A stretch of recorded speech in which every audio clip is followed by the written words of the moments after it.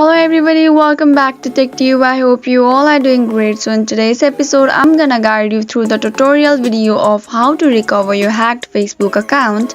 So if your Facebook account has been hacked but you don't know how to recover it, then this video is for you. So to get started, first of all, go ahead and tap on Facebook application, and once you're inside the Facebook, you will be appear with this login homepage. Now in order to recover your hack account, what you gotta do is forget your password. Once you do that, again add your mobile number and click on find account option. And once you do that, the verification code of the number you have added will be sent on your WhatsApp. Check your WhatsApp and add your confirmation code.